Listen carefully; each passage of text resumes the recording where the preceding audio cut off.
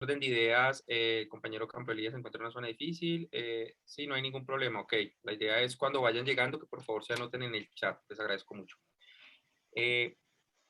la idea entonces es que podamos continuar con el ejercicio que estábamos realizando el día de ayer, sobre todo en el marco de la contextualización que llevábamos a cabo con ocasión de lo que resulta ser el análisis del control de la administración o de los controles de la administración. Aquí es importante tener en cuenta algo, y es que nosotros estábamos tratando de movernos dentro de unos elementos del derecho administrativo que resultaban ser idóneos y necesarios para poder llevar a cabo, digamos, ese estudio de lo que constituye el control de la administración. Es así como nos habíamos inicialmente movido dentro de esos grandes temas y subtemas del derecho administrativo que nos permiten generar un escenario de articulación con el contexto de control, sobre todo cuando hacíamos referencia a escenarios de control fiscal, perdón, función pública, función administrativa, acto administrativo, es decir, cada una de estas, digamos, piedras angulares del derecho administrativo, y que nos permitía evidentemente construir esos conceptos relativos al control. Para el día de hoy, la propuesta es que continuemos precisamente con el ejercicio de controles de administración como para poder contextualizar estos procesos de ejercicios de control, pero sobre todo los podamos evidenciar desde el constitucionalismo del control, es decir, desde la posibilidad de reconocer cómo existen escenarios de derecho constitucional que nos sirven como punto de partida precisamente para llevar a cabo esos contextos de ejercicio de control. Así las cosas, y moviéndonos dentro del escenario de controles de la administración, nosotros hablábamos ayer al finalizar la sesión que era posible reconocer un universo de controles de administración. En el marco de ese universo de controles de administración, digamos que fluctuábamos entre algunas de esas posibilidades de ejercicios de control, teniendo en cuenta una primera clasificación básica que hacíamos, y era verificar unos controles que se movían dentro de las ramas del poder público, es decir, al interior de las ramas, y otro control que normalmente superaba o traspasaba la barrera de la rama del poder público. En el marco precisamente de esa idea inicial de control de la administración, es que vamos a tratar de continuar la línea de controles para efectos de poder establecer más o menos cómo es que podemos concretar esos contextos de universo de control de la administración. En el marco universo de control de la administración, si lo que queremos es verificar evidentemente cómo nos movemos dentro de la administración y cómo nos movemos dentro del control de la administración, pues vamos a hacer referencia inicialmente a los dos primeros ítems o aspectos, digamos, primordiales de controles, y son los que tienen que ver con sistemas de centralización y de descentralización.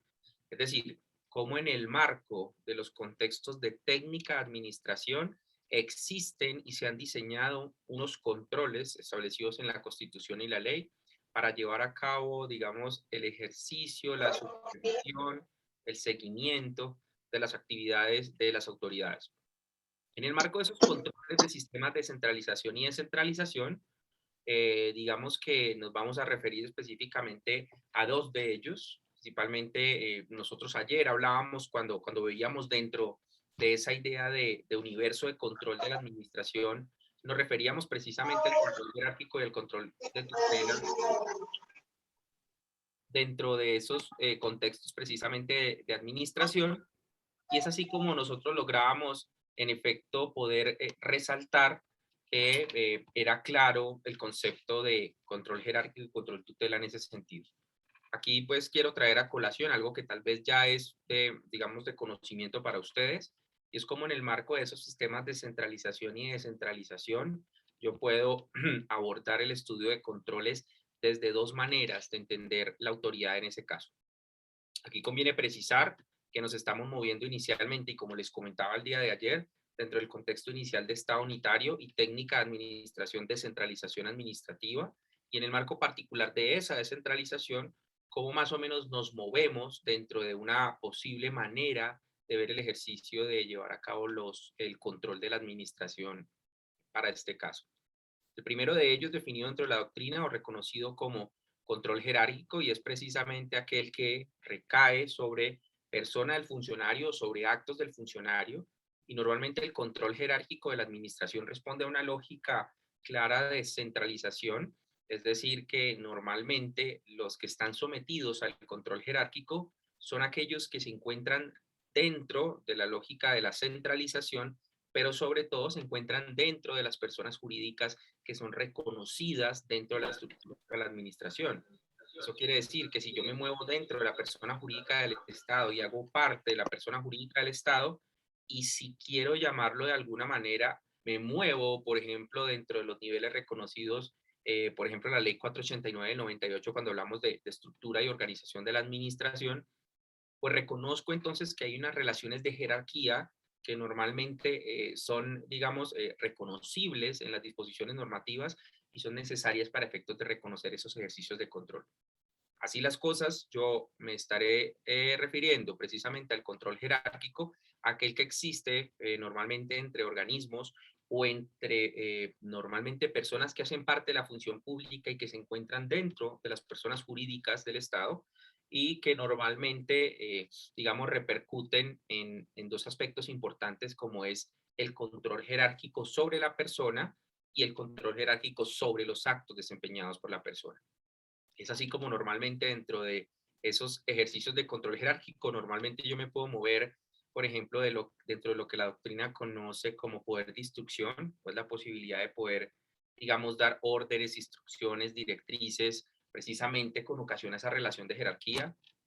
Asimismo, la doctrina reconoce precisamente el control jerárquico en el marco de los actos del funcionario, teniendo incluso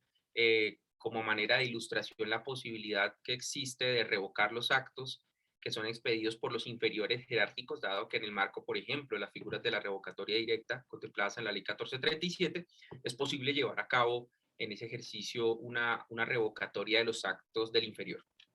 Observen cómo precisamente esas figuras que normalmente están consagradas en las disposiciones legales se casan perfectamente con la lógica de jerarquía que existe dentro del ejercicio de control jerárquico. Así las cosas, y digamos que a manera de ilustración, pues trataba en esta presentación como de graficar cómo si lo que tratamos de hacer es en un ejercicio precisamente de ilustración o de dibujo, cómo poder llevar a cabo el contexto de que existe una relación, digamos, vertical, en ese caso superior-inferior, en donde precisamente dentro de dicha relación vertical existe una posibilidad de ejercer fuerza de control sobre personas y sobre actos. Esa fuerza principalmente de control, si por ejemplo nos queremos referir a la persona del funcionario, evidentemente nos puede también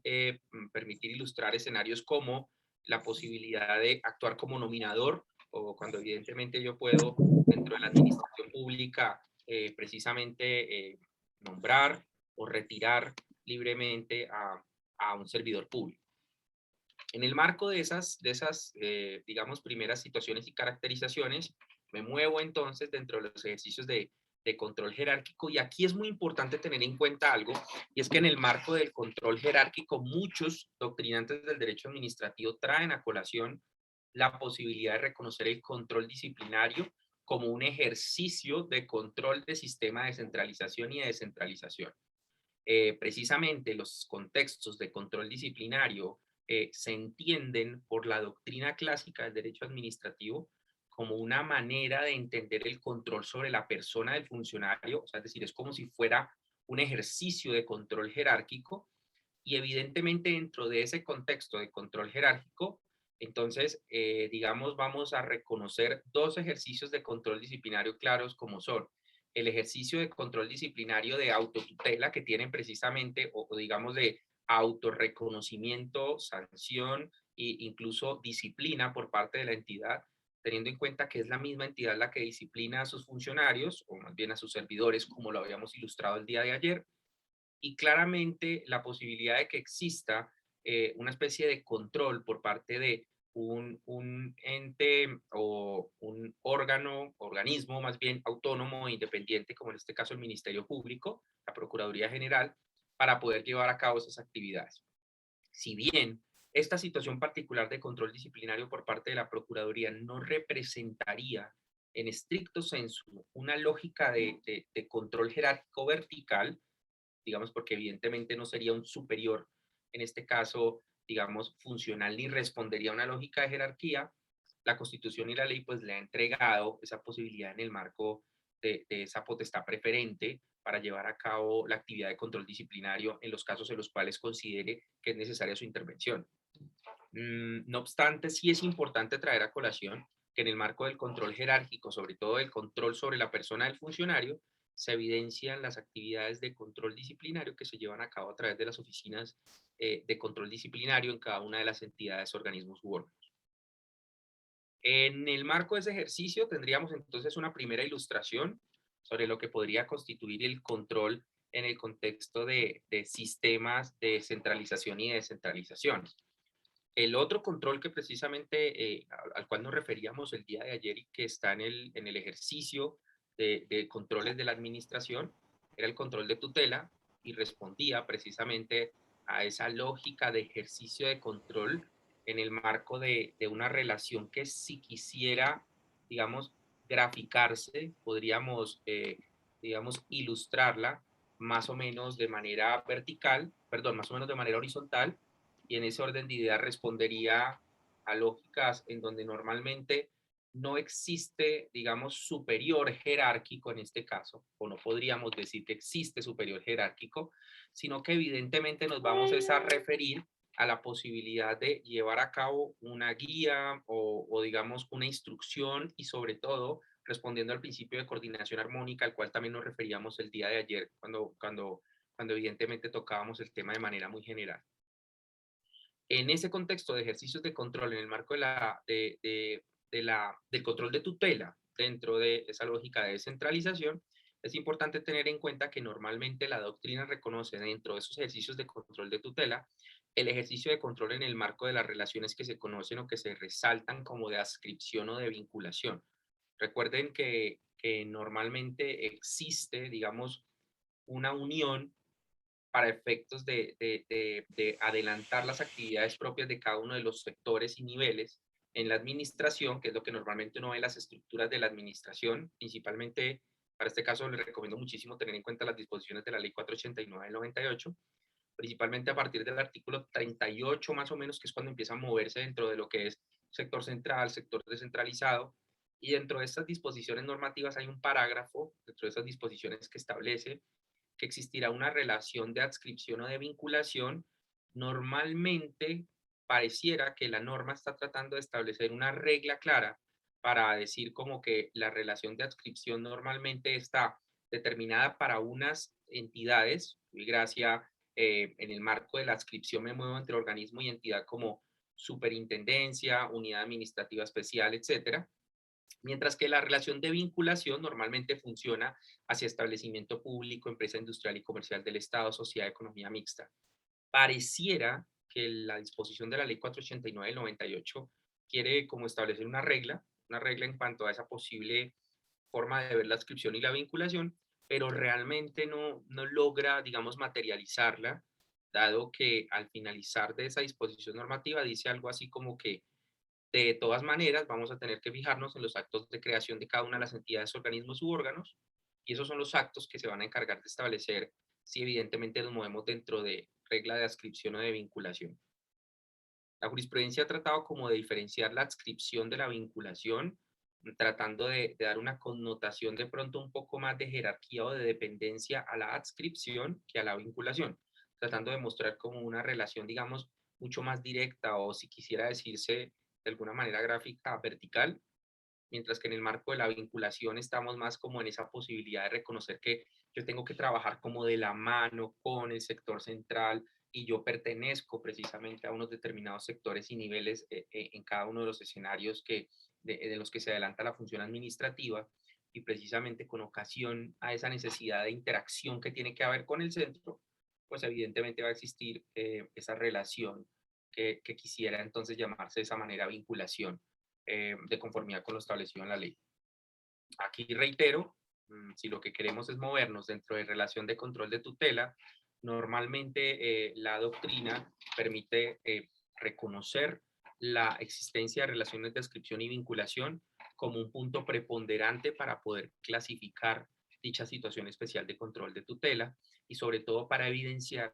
que las entidades descentralizadas, o sea, evidentemente las que son persona jurídica o las que cuentan con personería jurídica, pueden tener una relación con el centro sin que sea una relación de jerarquía, o sea, no una relación propia de control jerárquico, sino de control de tutela, y en el marco de estas dos maneras de, digamos, de sinergia, entendida precisamente como esas posibilidades de tener relación en cuanto a adscripción y vinculación, poder trabajar de manera armónica y evidentemente de esta manera cumplir con los principios de la función administrativa y sobre todo del funcionamiento de las entidades,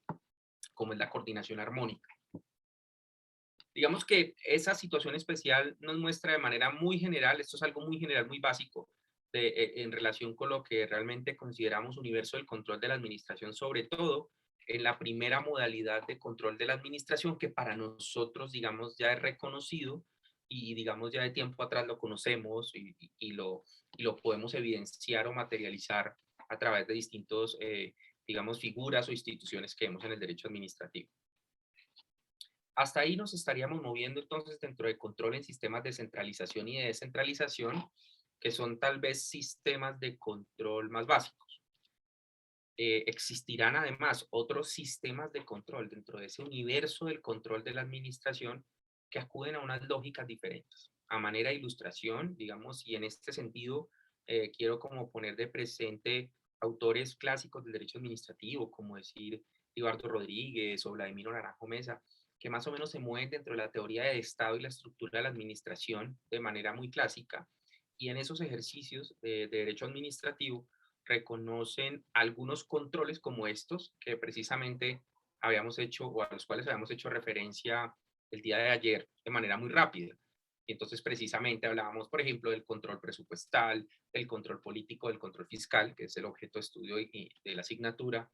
pero sobre todo como la posibilidad de reconocer entonces que existen controles, por ejemplo, de manera sectorial, digamos, liderados y adelantados por el Ministerio de Hacienda, para el caso particular de lo que la doctrina reconoce como un control presupuestal, y que normalmente se relaciona, o más bien que apunta, al reconocimiento de las tareas de elaboración y ejecución de presupuestos, sobre todo, recuerden precisamente esa posición del Ejecutivo en cuanto a la presentación del presupuesto y en cuanto a todo el proceso de construcción del presupuesto general de la Nación, de conformidad con lo establecido en el decreto 111 del 96 y las demás normas que han modificado este decreto, que evidentemente lo que hizo fue como reunir o recoger las disposiciones anteriores presupuestales. Por su parte, nos movemos también en ejercicios de control político, precisamente como otra manifestación de control. Y recuerden cómo ayer, en el marco de la gráfica del universo de control de la administración, podíamos verificar que ese ejercicio de control político normalmente apuntaba al control que existe entre distintas ramas del poder.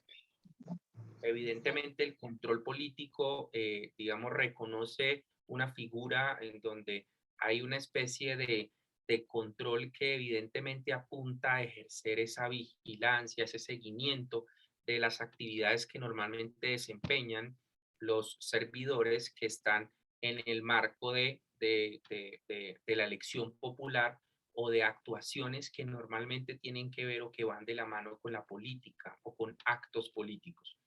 Es así como precisamente en esos ejercicios de control político podemos traer a colación, por ejemplo, el control que ejerce el Congreso de la República, como veíamos ayer, principalmente moción de censura, establecida, por ejemplo, en el artículo 135 de la Constitución, eh, y en ese orden de ideas llevar a cabo, pues precisamente, un reconocimiento de esa potestad que en este caso ejerce el legislativo sobre el ejecutivo. Yo particularmente soy un convencido de que esa disposición precisamente relativa a la moción de censura, pues muestra evidentemente, digamos, una irrupción, sobre todo de competencias entre el legislativo sobre el ejecutivo, pero respeta precisamente esa noción de sistema de gobierno presidencial que normalmente reúne la Constitución Política del 91 para el caso de Colombia, y que le permite respetar que, por ejemplo, en los sistemas de gobierno presidenciales, recordemos que el presidente funge como jefe de Estado y jefe de gobierno, es decir, tiene las dos tareas, digamos, primordiales o que son reconocidas internacionalmente por el Ejecutivo, que corresponden precisamente a la representación externa como jefe de Estado y a la actividad de gobierno interno como jefe de gobierno.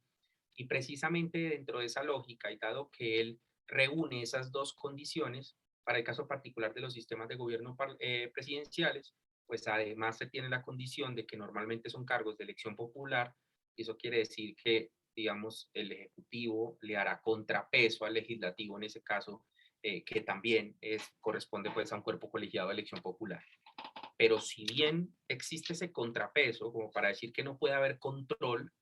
sí recordemos que sí puede haber control respecto de otros altos funcionarios en el marco de esta disposición, por ejemplo, el numeral 9 del artículo 135 que les estaba comentando. Yo quisiera muy rápidamente pedirle el favor a alguien que pudiera tener a la mano la Constitución Política, me ayudara a mirar el numeral 9 del artículo 135 para que muy rápidamente verifiquemos cuál es el alcance de ese control político, sobre todo para poderlo evacuar dentro de la noción de control, de ese control especial que adelantan precisamente el legislativo sobre el ejecutivo. El artículo 135 de la Constitución Política, precisamente, si no estoy mal, voy a buscar acá, creo que es el numeral noveno, sí, el numeral noveno y el octavo, que es el que habla uno de la posibilidad de citar a altos funcionarios, y la otra que es la moción de censura en estricto sensu, que es el numeral noveno. Le agradezco a alguien si me puede ayudar a leer el numeral noveno. Numeral 8, artículo 135. Citar y requerir a los ministros, superintendentes y directores de departamentos administrativos para que concurran a las sesiones. Las citaciones deberán hacerse con una anticipación no menor de 5 días y formularse en cuestionario escrito. En caso de que los ministros, superintendentes o directores de los departamentos administrativos no concurran, sin excusa aceptada por la respectiva Cámara, ésta podrá proponer moción de censura. Los ministros, superintendentes o directores administrativos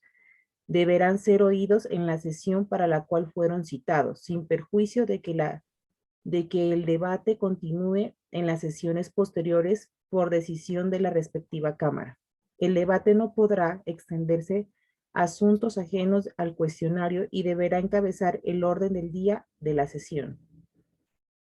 Numeral Perfecto. 9. Sí, 9. Proponer moción de censura respecto de los ministros, superintendentes y directores de los departamentos administrativos por asuntos relacionados con funciones propias del cargo o por desatención a los requerimientos y citaciones del Congreso de la República.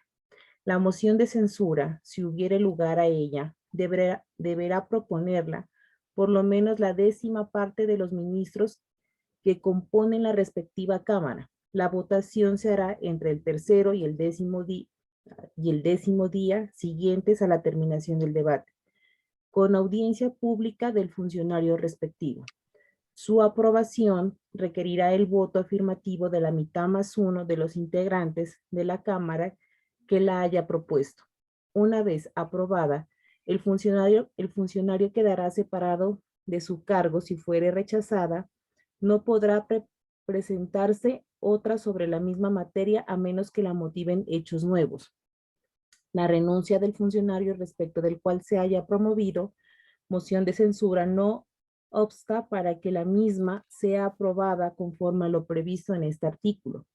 Pronunciada una Cámara sobre la moción de censura, su decisión inhibe a la otra para pronunciarse sobre la misma. Bien, muchas gracias. En efecto, observen cómo esos dos numerales, artículos 8 y 9, pues materializan un ejercicio de control político, digamos, claramente establecido por la doctrina y evidentemente que apunta precisamente a ese reconocimiento de control que ejerce en este caso legislativo sobre ejecutivo, teniendo en cuenta además que sobre determinados funcionarios del ejecutivo que normalmente hacen parte de lo que se conoce como el gobierno, de acuerdo a lo establecido en el artículo 115 de la Constitución, que es el que establece la figura del gobierno, y asimismo esos mismos numerales, esos numerales 8 y 9, pues precisamente están mostrando la posibilidad de reconocer que el Congreso puede citar a esos altos funcionarios y sobre todo puede promover una moción de censura que va a terminar en una actividad de control sobre sus actividades que puede dar lugar incluso al retiro del cargo. Esa situación específica precisamente de moción de censura es lo que normalmente la doctrina reconoce como algunos ejercicios de control político. Yo quise traer a colación también dentro del contexto de ejercicios de control político, principalmente siguiendo más o menos la línea del autor Libardo Rodríguez, que a mí me gusta muchísimo en Derecho Administrativo, me parece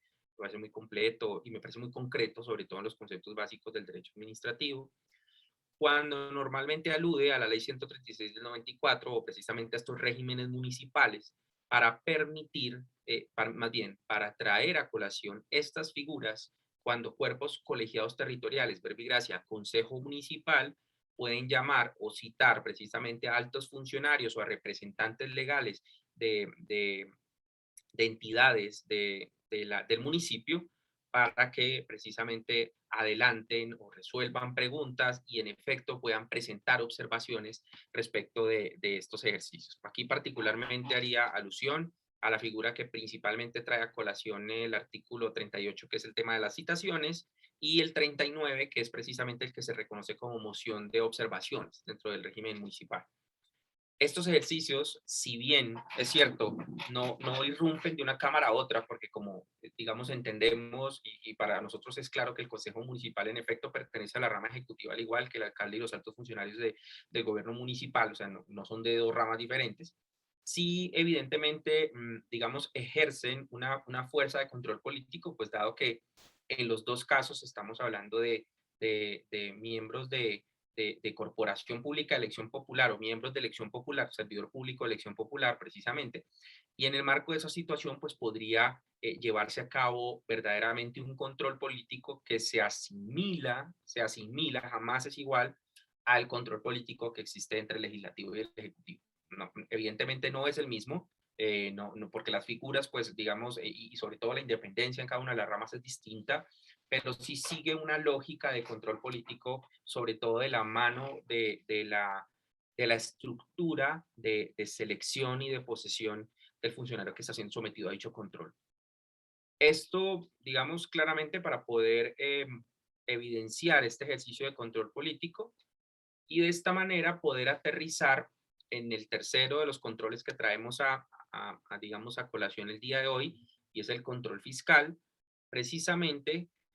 adelantado por órgano calificado, en este caso la Contraloría General de la República o las Contralorías de Orden Territorial, precisamente que vamos a mirar más adelante cómo es que funcionan, y entendido como esa función o esa actividad de vigilancia de la gestión fiscal de la administración y de los particulares, o sea, yo diría en el marco de, como traía a colación el artículo 2 de la ley 1437 del día de ayer, el control fiscal sobre las autoridades cuando manejan recursos públicos o bienes de la nación. Este ejercicio de control fiscal, vamos a ver más adelante que responde a unas lógicas, digamos, muy especiales, porque precisamente se siguen unas reglas de control previos y control posterior que normalmente se relacionan con el contexto y alcance mismo del control fiscal y que van a ser objeto de estudio de nosotros más adelante cuando empecemos a mirar cómo es que se lleva a cabo esta tarea, si quisiera decirse de una forma, digamos, más general de auditoría o de auditar el ejercicio propio de los recursos y bienes de la nación. Esto entonces digamos, concretar nuestra idea de universos de control de la administración en el sentido de poder encontrar entonces que nos movemos dentro de distintas modalidades de ejercicios de control y que normalmente los controles pueden irrumpir en competencias que traspasan límites de ramas del poder público o pueden llevarse a cabo dentro de las ramas del poder público, siempre siguiendo lógicas de administración, siempre siguiendo más o menos esa modalidad de estructura de la administración y sobre todo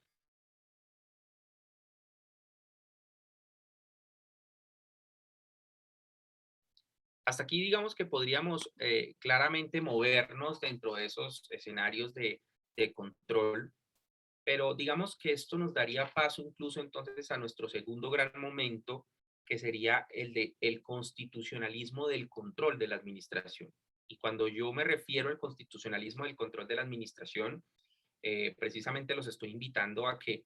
revisemos desde el constitucionalismo y desde las tendencias iniciales de constitucionalismo cómo podemos verificar la necesidad y la existencia del control de la administración. Distinto es que más adelante vamos a hacer referencia a principios constitucionales y del derecho administrativo que van de la mano con el control fiscal. Para este caso particular, lo que pretendo es que precisamente de manera muy general nos ubiquemos dentro del contexto de constitucionalismo, definiendo y dimensionando el constitucionalismo para poder después aterrizarlo hacia las lógicas de control de administración. Es decir, por qué de la mano de principios de legalidad del derecho constitucional podemos precisamente aterrizar o, digamos, arribar a los ejercicios de controles de administración. Para abordar precisamente el estudio de constitucionalismo del control de la administración, sería interesante evidenciar dos aspectos, digamos, primarios de lo que resulta ser los escenarios del constitucionalismo en el mundo y sobre todo en el mundo del derecho. Normalmente cuando nos vemos, digamos, abocados al estudio del derecho constitucional, nos enseñan, y lo que siempre digo, los que tenemos cierta formación jurídica, pero los que somos abogados de profesión, normalmente nos insisten muchísimo en la necesidad de reconocer el derecho constitucional como la columna vertebral del derecho público. E incluso después vamos viendo cómo a lo largo de, digamos, de las lógicas jurisprudenciales, el constitucional y el constitucionalismo termina, si se quiere decir de una manera, absorbiendo las ramas del derecho, realmente como abarcando todos los ejercicios jurídicos, hasta tal punto de que todas las discusiones jurídicas se centran normalmente en ejercicios de constitucionalismo. Para esos efectos, es importante tener en cuenta dos escenarios de constitucionalismo que deben ser reconocidos. Un escenario entendido como constitucionalismo clásico y otro entendido como constitucionalismo contemporáneo. Digamos que el primero de ellos, precisamente dimensionado dentro del constitucionalismo clásico, obedece al ejercicio de, digamos, de los principios, y más que de principios, de los postulados que inicialmente construyen el constitucionalismo a lo largo del mundo. Y en ese ejercicio precisamente de construcción de constitucionalismo nos referimos normalmente a figuras que son, digamos, muy necesarias para la interpretación de las disposiciones constitucionales y que normalmente van de la mano con esas disposiciones. Es decir, siempre que estudiamos constitucionalismo y siempre que vemos tendencias constitucionalistas, independientemente del estado en el que nos encontremos o del país en el que estemos, nos vamos a, digamos, a mover dentro de esos escenarios y dentro de esas figuras que son propias de esa tendencia de constitucionalismo eh, eh, clásico inicialmente y contemporáneo, como el que se respira ahora. Dentro del constitucionalismo clásico vamos a mirar cuatro postulados importantes y que normalmente construyen esa idea de constitucionalismo en el mundo. Recuerden que cuando normalmente reconocemos el derecho constitucional o la necesidad de evidenciar las tendencias constitucionales, normalmente acudimos a reconocer hechos históricos importantes que nos han ayudado a construir precisamente ese constitucionalismo en el mundo. ¿Cuáles son esos hechos históricos? A mí particularmente me encanta resaltar tres de los hechos históricos que siempre, digamos, sirven como de columna vertebral, y yo diría son como la piedra angular del constitucionalismo, y algunos autores los han llamado como grandes revoluciones de la humanidad, en donde evidentemente existen revoluciones de tinte sociológico y político, porque normalmente apuntan a un comportamiento social distinto y al replanteamiento de los ejercicios de poder que normalmente las personas están llevando en ese momento de la historia. Es así como muy rápidamente podemos recordar tres de esas grandes revoluciones de la humanidad para poder construir ese primer ejercicio de constitucionalismo clásico que tenemos acá al lado izquierdo de la presentación. Y evidentemente,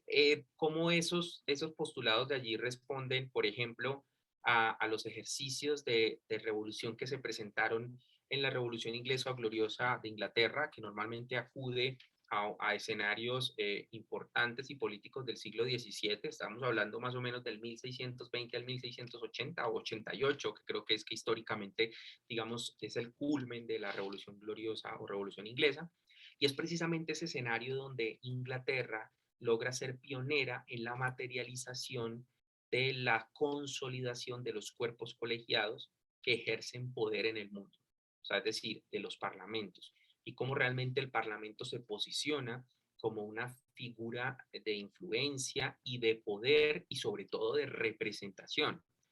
Normalmente y de manera muy, muy rápida, y es algo que, bueno, ustedes después lo mirarán en escenarios que no sean académicos, sino más de historia o incluso de hobby, verificar cómo en efecto, en el marco de lo que se conoció como la Revolución Gloriosa de 1688,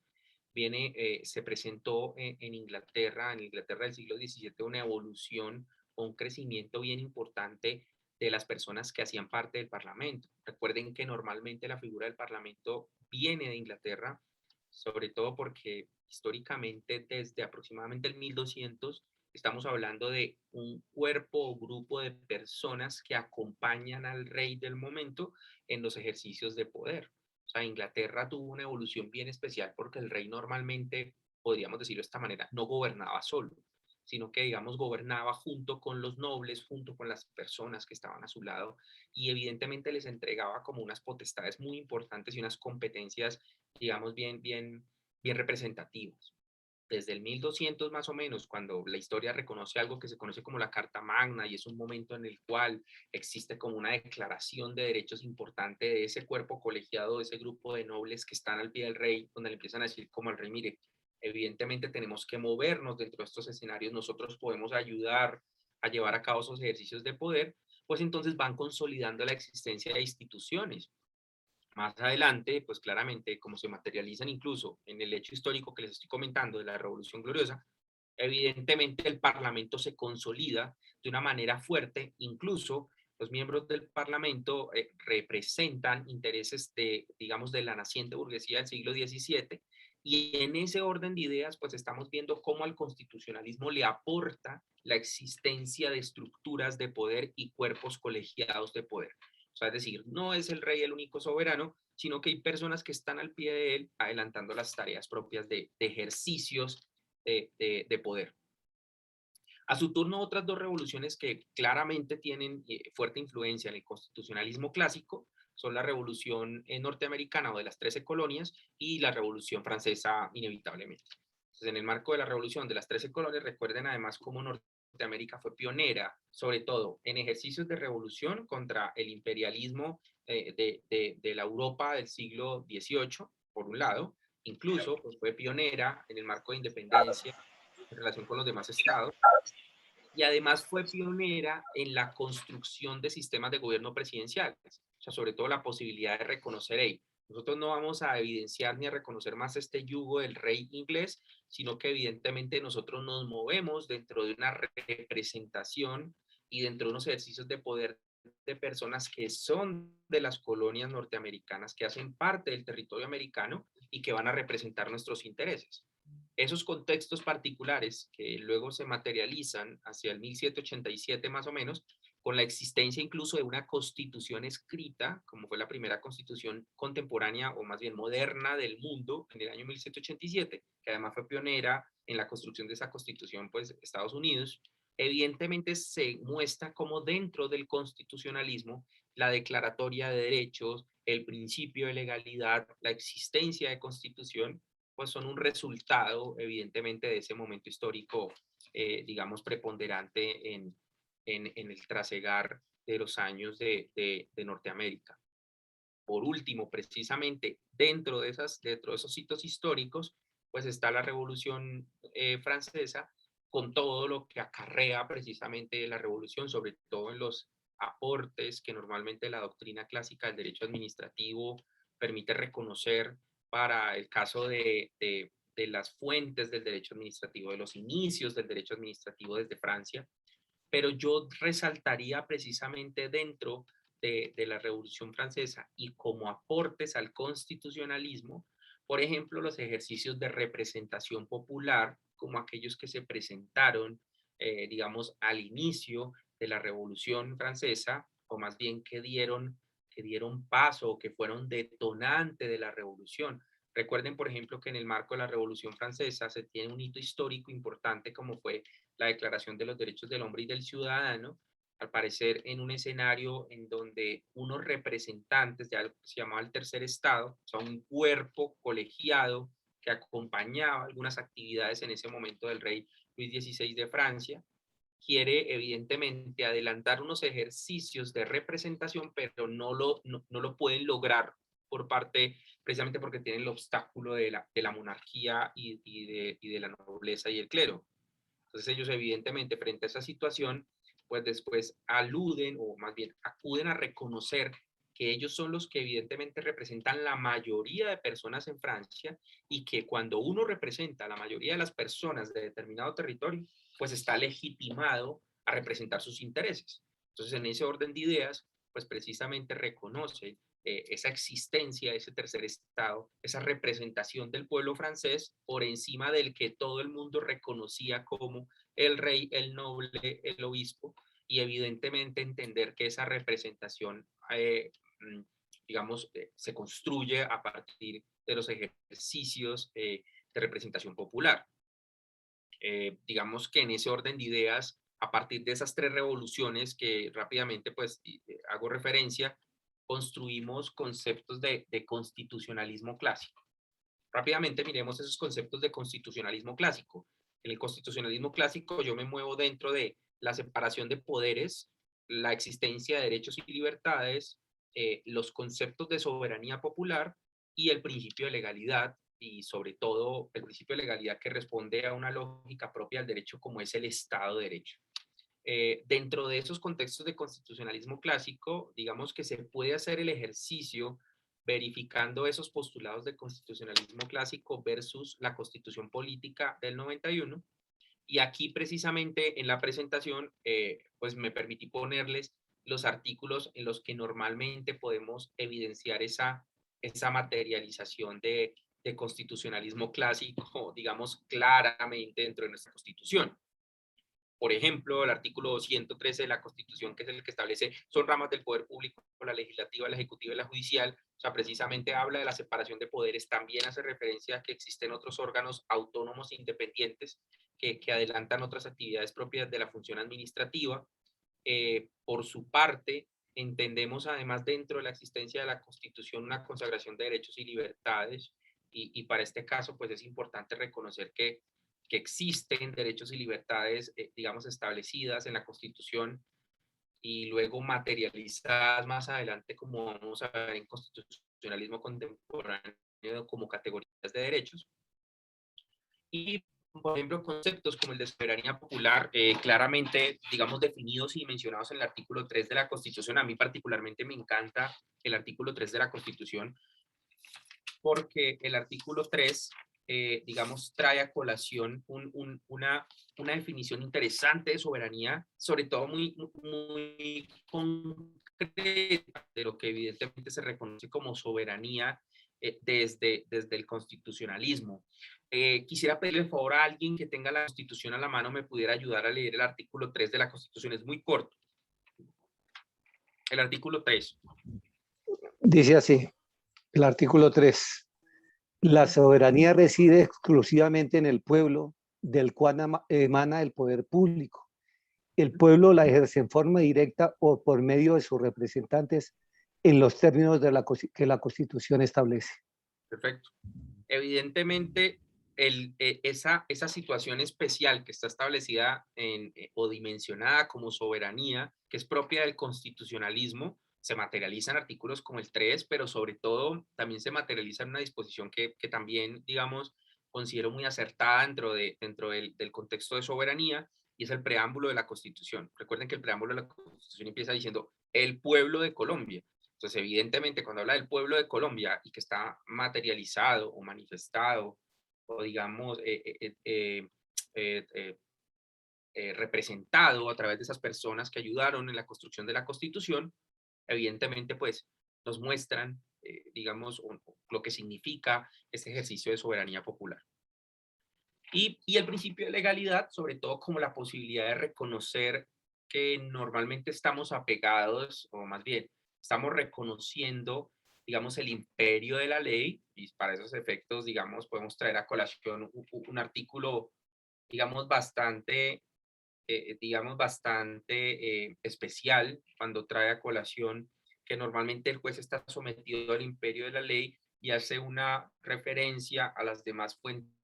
del derecho, pero las establece como fuentes auxiliares. Ello sin desconocer que la jurisprudencia en Colombia, digamos, nos ha llevado a un punto en donde en este momento ya reconocemos que hay fuentes del derecho, si pudiera decirse de esta manera, fuertes, vinculantes, o sea, que tocan a los agentes y a los operadores jurídicos y de pronto rompen un poco esa estructura inicial de decir que estamos sometidos al imperio de la ley. Claramente nos movemos dentro de las disposiciones legales, pero reconocemos que pueden existir otras fuentes que ayudan evidentemente a enriquecer y a construir el derecho. Aquí quiero hacer una mención muy especial, hasta tal punto de llegar a entender que en muchos de los escenarios las disposiciones jurisprudenciales, es decir, cuando el juez actúa dentro de sus competencias y sobre todo cuando se mueve dentro del contexto de la jurisprudencia, recordemos jurisprudencia entendida como el acto de cierre de una temática específica o determinada, y evidentemente esa situación que es abordada por el juez o por el cuerpo colegiado que aborda la construcción de la jurisprudencia, está generando conceptos y está concretando ideas y líneas que evidentemente le pueden ayudar, digamos, nos pueden ayudar a la construcción de ese derecho vivo. Digamos que hasta ahí nos movemos dentro de lo que reconocemos como constitucionalismo clásico. O sea, es decir, esta es la teoría clásica del constitucionalismo para reconocer cómo es que voy a desembocar después en pensar en estructuras de control de la administración. O sea, es decir,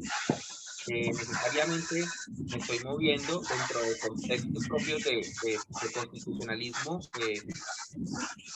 y evidentemente nos llevan a reconocer que dentro de esos contextos vamos a movernos o más bien a establecer esos parámetros que evidenciamos dentro del constitucionalismo clásico. Si queremos pararnos en un escenario mucho más contemporáneo, y es aquí donde quería realmente llegar, es a lo que reconocemos como constitucionalismo contemporáneo. Y entonces en el marco del constitucionalismo contemporáneo nos vamos a mover dentro de unos postulados un poco más evolucionados. No sé si la palabra sea evolucionados, les presento excusas por si de pronto estoy utilizando una palabra que puede no ser muy, digamos, muy adecuada para referirnos a estos preceptos,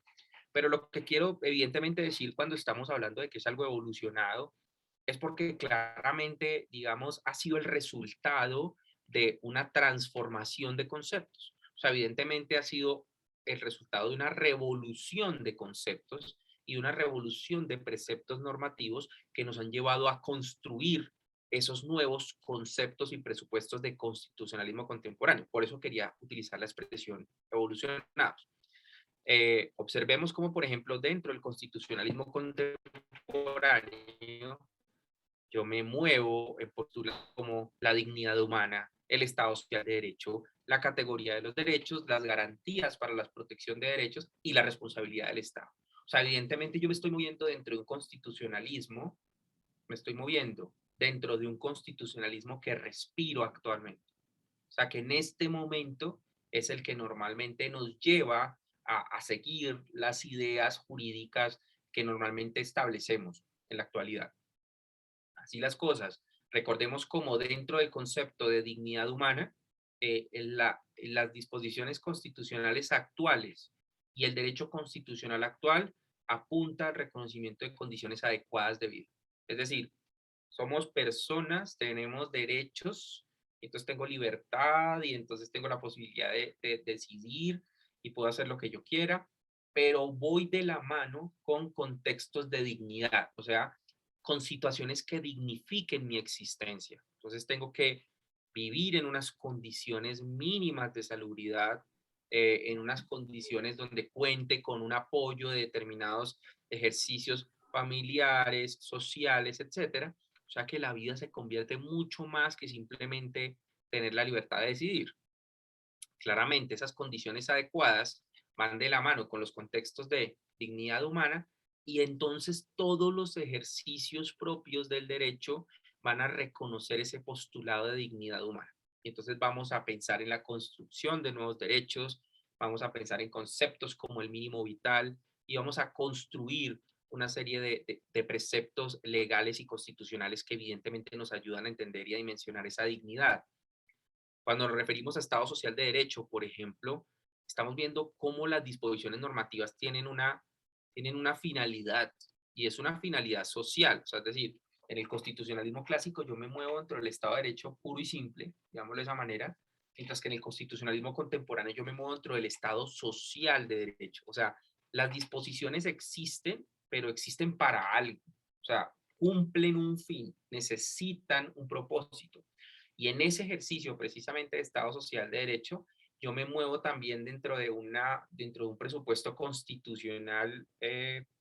digamos, bastante reconocido por todos, que es los fines sociales del Estado, las finalidades sociales del Estado. O sea, ahí tenemos institución, tenemos disposición normativa, pero que apunta a algo, que tiene un fin, que tiene un propósito, que quiere lograr algo, que quiere hacer algo, y que evidentemente quiere generar escenarios que dignifiquen a las personas. Dentro de ese discurso, normalmente de constitucionalismo contemporáneo, yo me muevo también dentro de la existencia de categorías de derechos, y en el marco de categorías de derechos, entonces estamos reconociendo que la Constitución Política del 91 evidentemente ha establecido, digamos, una categorización, o digamos ha establecido los derechos dentro de una escala, digámoslo de esa manera, y normalmente responden a unas lógicas de ponderación en donde evidentemente yo me muevo dentro de unos derechos que van más de la mano con determinadas situaciones,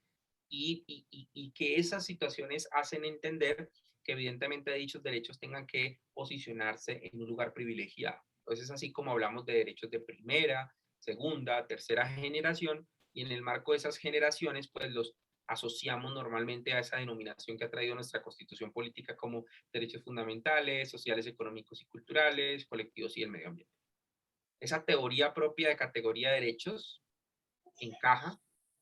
o articula, o sea, se articula más bien completamente con lo que conocemos como garantías para la protección de derechos. Y entonces ahí es donde nos movemos dentro de la existencia de determinadas acciones o mecanismos jurídicos que la doctrina del derecho constitucional contemporáneo reconoce como mecanismos de justiciabilidad, o sea, como la posibilidad que yo tengo de poder acudir a determinados ejercicios judiciales para llevar a cabo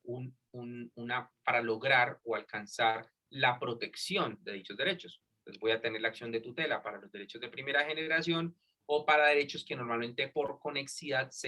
puedan tener, digamos, esa unión con los derechos de primera generación. A su turno voy a tener acciones populares y de grupo cuando me muevo en derechos de segunda y tercera generación, y entonces son mecanismos precisamente diseñados para la protección y el aseguramiento de esos derechos. Y dentro de esos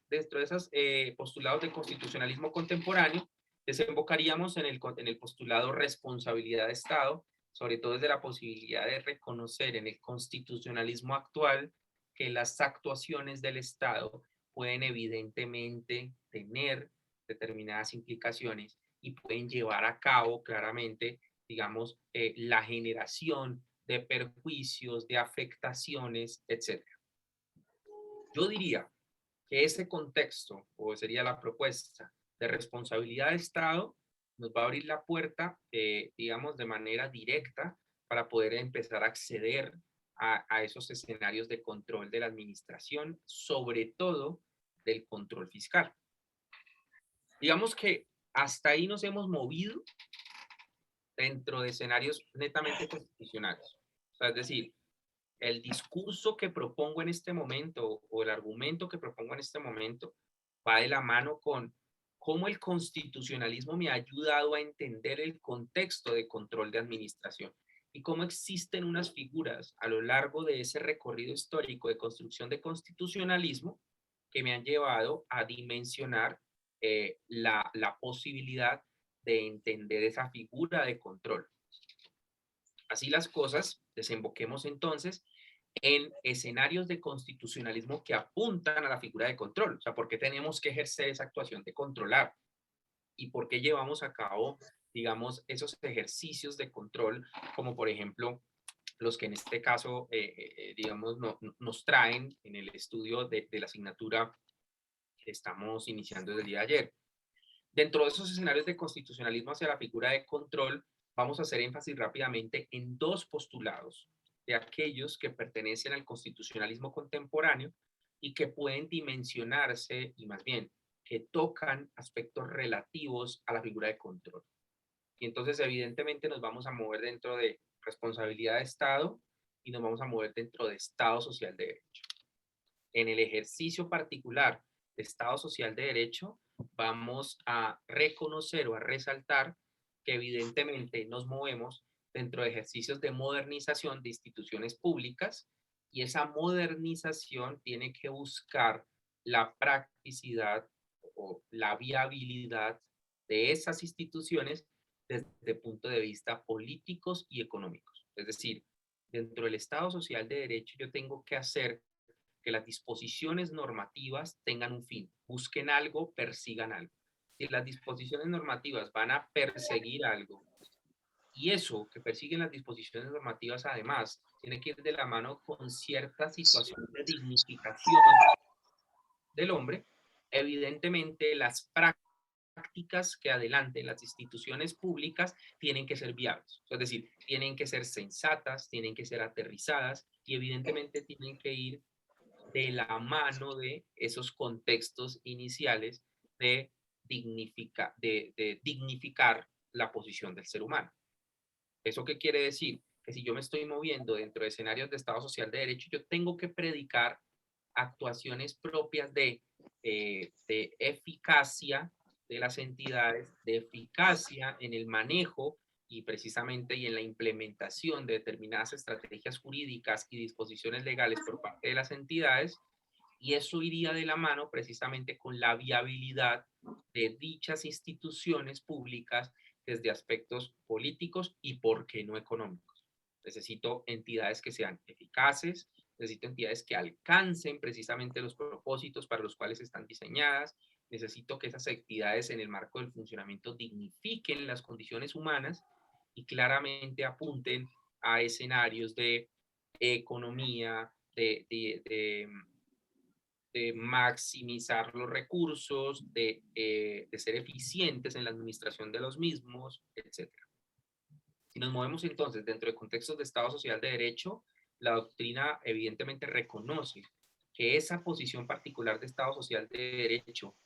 que apunta a la modernización de instituciones y a una nueva mirada de las instituciones del Estado, pues evidentemente tiene que ir de la mano de la figura del control. Y sobre todo tendría que ir de la mano de la figura del control, dado que sería la manera mediante la cual yo podía tratar de establecer, digamos, esa posible actividad relativa a la práctica, digamos, evidentemente eficiente y viable de las entidades dentro de la administración. Si nos movemos además en el otro campo, precisamente dentro de la responsabilidad del Estado, pues entonces vamos a reconocer, o la doctrina va a reconocer evidentemente, que en estos escenarios de constitucionalismo que nos ayuden al control de la administración, van a permitir la existencia del control, toda vez que el escenario de responsabilidad de Estado impulsa la teoría de la responsabilidad y sobre todo la observancia de aquellos actos que resultan ser de responsabilidad directa de servidores públicos o de particulares que ejercen función administrativa. O sea que en ese orden de ideas yo estoy tratando de traer a colación dentro de un escenario de constitucionalismo un principio propio del constitucionalismo contemporáneo, o más bien un postulado propio del constitucionalismo contemporáneo, como es en este caso la responsabilidad del Estado, y la necesidad de reconocer entonces que se hace perentorio el impulso de teorías de responsabilidad en donde se observen que los actos del Estado sean responsables y que en todo caso yo pueda llegar incluso a hilar tan delgado de poder evidenciar si esos actos precisamente de Estado terminan siendo materializados por servidores públicos o por particulares que ejercen función administrativa. Así las cosas, digamos que dentro de esos principios de constitucionalismo, yo logro materializar la necesidad de la existencia de la figura de control. Evidentemente, dentro del contexto de control de la administración, sobre todo el control fiscal, que es el que vamos a empezar a desarrollar, claramente nos tenemos que mover dentro de esos postulados de constitucionalismo contemporáneo. O sea, claramente yo tengo que reconocer que si estoy en el marco de Estado Social de Derecho, mis disposiciones normativas tienen que apuntar a un fin esencial, y si dentro de los fines esenciales está, por ejemplo, promover la prosperidad general, como se diría en palabras del artículo 3º de la Constitución Política de Colombia, evidentemente el manejo adecuado de los recursos y, digamos, la practicidad, digamos, el pragmatismo que pueda existir en el ejercicio que adelantan las entidades y las autoridades, tiene que verse materializado para poder lograr cumplir ese Estado social. A su turno, si me estoy moviendo dentro de principios como el de responsabilidad de Estado, pues claramente yo voy a entender que los actos que adelanten el Estado o sus representantes, o digamos las personas que encarnan esa posición de la función administrativa a través de la figura que reconocemos como función pública, o sea, esas personas que hacen parte de la función pública, evidentemente puedan resultar responsables respecto de determinados escenarios en los cuales no adelanten, digamos,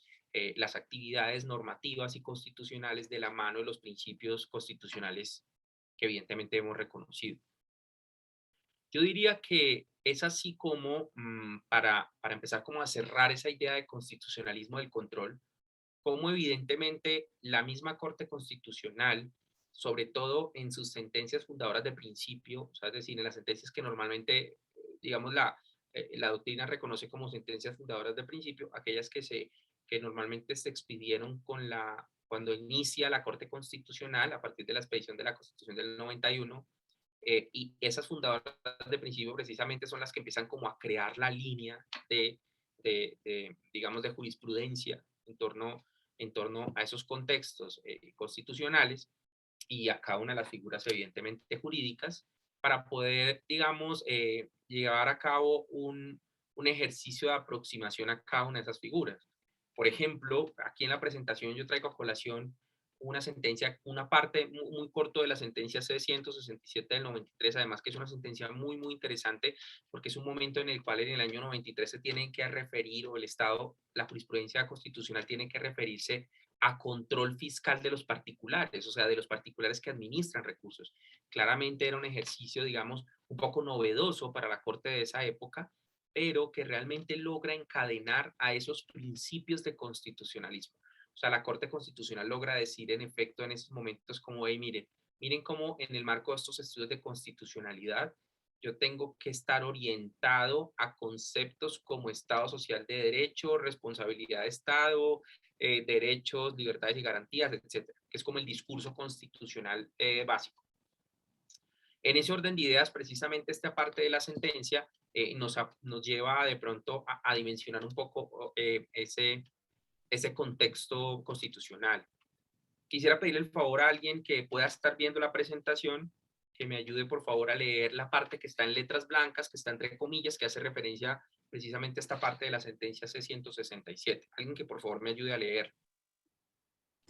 Juan, voy. La Corte Constitucional sentencia 667 de 1993.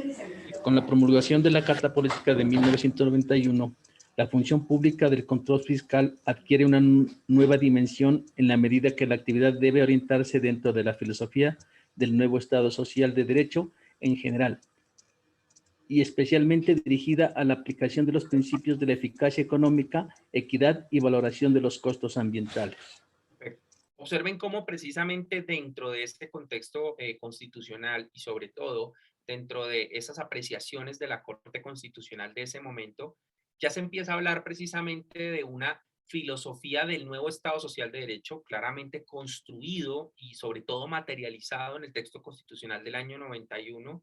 y que normalmente apunta a direccionar las actuaciones precisamente en el marco de eficacia económica, equidad y valoración de costos. O sea, claramente desde ese momento, en el marco particular de ese análisis de constitucionalidad que pudo haber adelantado la Corte Constitucional en esa etapa histórica, evidentemente pudo evidenciar cómo a partir de la Constitución del 91 se genera una dimensión especial de control de la administración, sobre todo enfocado hacia un control económico, o sea, un control de recursos. Claramente obsérvese cómo en el marco de esa disposición o de esa disposición de la sentencia, evidentemente está diciendo como, mire, claramente estamos dentro de contextos dirigidos a aplicación de principios de eficacia económica, me estoy moviendo dentro de contextos de equidad, estoy evidenciando valoración de costos, es decir, estoy sentándome de manera detenida a poder decir, oiga, en efecto, ¿cuánto puede costarme esto? ¿Cuánto realmente puedo lograr optimizar dentro del manejo de los recursos de la administración? Claramente, en ese momento, la Corte Constitucional y dentro de esa sentencia, que por cierto, yo subí esa sentencia a la plataforma de la universidad para que ustedes la puedan ver en la sesión número 2. Recuerden que cada una de las sesiones está subida a la presentación de clase. Ahí hay dos lecturas, que yo las titulé lectura complementaria 1 y lectura complementaria 2. Van dos documentos, entre ellos la sentencia C-167 y un documento muy interesante que es un artículo relacionado con el constitucionalismo de estas actividades de control fiscal y que más o menos, digamos, van de la mano con esto que hemos hablado o que he tratado de comentarles, más bien de exponerles el día de hoy. Es así como entonces en el marco de esa sentencia de la Corte y sobre todo en este pequeño extracto que quise traer, digamos, como referencia en este escenario de la sesión, nos permite evidentemente construir contextos de Estado social de derecho de la mano de ejercicios de eficacia económica. O sea, es decir, si nos vamos a mover dentro de contextos de control fiscal, tenemos que empezar a evidenciar, bueno, hasta qué punto yo soy eficiente en los mecanismos y logro la eficacia cuando cumplo esos fines. Evidentemente, cualquier actuación que vaya en contra de esa situación específica, que atente contra la eficacia, pues claramente va a ir en contravía de los presupuestos constitucionales y entonces, de manera clara, pues va a afectar, evidentemente, la figura o la tendencia constitucional contemporánea. ¿Eso qué quiere decir como para cerrar el discurso? Evidentemente nos estamos moviendo dentro de la posibilidad de reconocer influencia clara del constitucionalismo en los ejercicios de control de la administración. Sobre todo, estamos aterrizando en pautas que normalmente vienen del constitucionalismo contemporáneo, como las que hablábamos ahorita: dignidad humana, Estado social de derecho, responsabilidad de Estado, categoría de derecho, para decir hasta qué punto esos postulados del constitucionalismo contemporáneo me sirven de teoría para poder empezar a centrar esa idea de ejercicio de control. Yo diría que evidentemente si dentro de esos contextos de constitucionalismo del control, yo pudiéramos, digamos, a colación, eh, disposiciones que nos ayuden precisamente a materializar esos ejercicios de constitucionalismo del control, yo diría que en efecto los primeros artículos de la Constitución y sobre todo el artículo 3 de la Constitución cuando habla de son fines esenciales del Estado, el contexto de la promoción de la prosperidad general tiene que ir de la mano con esos escenarios constitucionales. Vamos a ir viendo más adelante a medida que vamos, digamos, que vamos a seguir el curso, cómo precisamente existen, nos evidencian unos principios de orden constitucional y administrativo que acompañan esos ejercicios relacionados normalmente con el control fiscal y que nos van a ayudar a concretar esta primera parte que estamos tratando de construir, que son las generalidades del control fiscal. O sea, es decir, cómo evidentemente yo me voy a poner las gafas del ente de control para poder pensar en contextos constitucionales y administrativos y poder adelantar entonces, digamos, más que adelantar, poder entender el sentido del control fiscal de la administración pública en este caso. Digamos que de esta manera podríamos concretar una parte del discurso que empezamos ayer, o sea, es decir, ayer empezamos a referirnos al control de la administración y cómo realmente estos ejercicios de control de administración me van a ayudar a reconocer la existencia del control fiscal y me van a ayudar a posicionarlo dentro de las áreas del derecho, particularmente y precisamente, y digamos, de manera necesaria, teniendo en cuenta que nos encontramos dentro de una especialización en derecho administrativo y que claramente vamos de la mano con contextos constitucionales, es necesario seguir perfilando ese control de la administración dentro de esos postulados del derecho constitucional y del derecho administrativo. Todo ello, entonces, para concluir, dentro del ejercicio de esos postulados de constitucionalismo contemporáneo, empiezo a ver precisamente esas primeras, digamos, disposiciones que apuntan a materializar el control y la necesidad de ejercicio de control de la administración. Pero sobre todo, me ayudan a materializar los contextos de control fiscal, o sea, es decir, cómo evidentemente el manejo de los recursos va a tener que ir de la mano con estos ejercicios de derechos propios de la Constitución. Por último, dentro de lo que quiero comentarles, o dentro de lo que quiero tal vez socializarles hoy, yo considero evidentemente importante dentro de esos contextos de constitucionalismo del control, reconocer que los principios constitucionales siempre, digamos, van a ir de la mano con las actuaciones propias de control. Y eso es lo que vamos a ir, evidentemente, digamos, resaltando en la clase. Cómo a medida de que vamos a movernos dentro de cada una de estas figuras básicas del control fiscal, claramente vamos a poder encontrarnos, digamos, íntimamente relacionados con los postulados propios del constitucionalismo contemporáneo. No sé si tal vez hasta ahí, digamos, estaríamos, digamos, medianamente en línea en cuanto a poder entender, o más bien poder dimensionar el universo del control de la administración y la posibilidad de que existan otros medios de control de la administración, cómo evidentemente podemos encontrar el control fiscal dentro de una de esas modalidades de control, cómo claramente existen unos escenarios de constitucionalismo que me permiten relacionar el derecho constitucional con el control de la administración o las actuaciones que apuntan al control de la administración, sobre todo cuando pasamos del constitucionalismo clásico al constitucionalismo contemporáneo, porque esto es lo que nos permite que vayan de la mano las lógicas de control de la administración con escenarios como Estado social de derecho, como responsabilidad de Estado e incluso como dignidad humana o categorías de derecho. Como les comentaba, todo ello para resaltar dos de esos escenarios de constitucionalismo contemporáneo que van muy de la mano con la figura del control, como son el de responsabilidad de Estado, evidentemente entendiendo la responsabilidad de aquellos agentes que actúan en nombre del mismo, y el Estado social de derecho como la posibilidad de reconocer evidentemente que las instituciones públicas son prácticas, deben resultar viables económicamente y que en todo caso siempre debemos aplicar principios de eficacia económica, equidad y reconocimiento de costos para poder movernos dentro de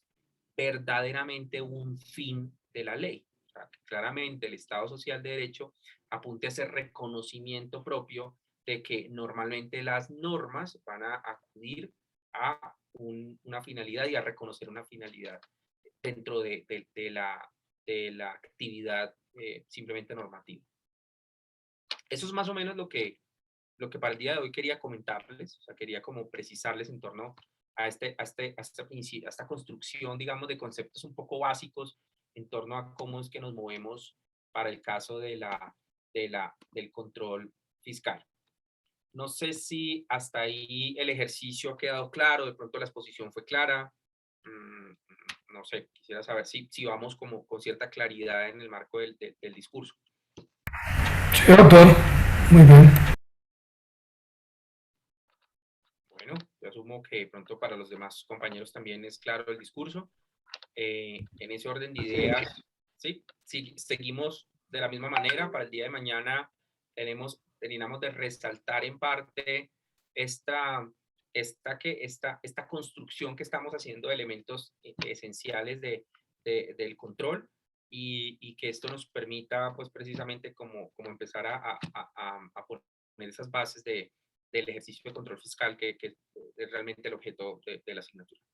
Yo les agradezco muchísimo la atención y el tiempo. Sí, dime. Perdón, es que entré tardecito, era para verificar si yo ya le aparezco en la lista. Claro que sí, Fernando. Un segundo. ¿Hay algún otro que pronto haya llegado que quiera verificar eso, por cierto?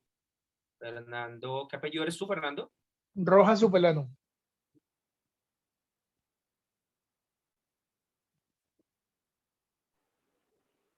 No, Fernando, tú no estás, te voy a anotar acá, Anoche que no te veo en la me lista. percaté que no me había escrito, pero ya anoche mismo que me inscribí, entonces creí que ya estaba actualizada la lista. Ah, no, pero entonces puede ser que de pronto está actualizado, pero de pronto ya para mañana sí apareces. Pero tú eres Listo. Fernando Rojas, ¿verdad? Sí, señor. Ah, sí, pero sí, listo. Pero yo te anoté ayer. Listo, Fernando. Gracias. Vale, ¿Alguien doctor. más? Doctor, buenas noches. Henry Chalá. Hola, Henry. Ya miro. Henry, me aparece Henry Yesid Varela. LF. No, Henry, tú no me apareces, entonces te voy a anotar acá. No me apareces acá en la lista. Listo. Recuerden que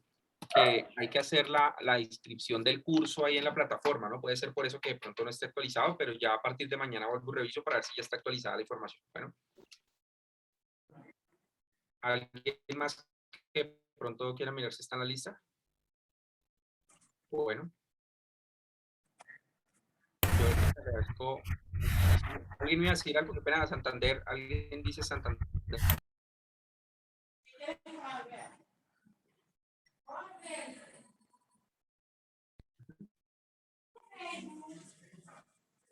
Hola, bueno, doctor, muy amable. Buenas noches.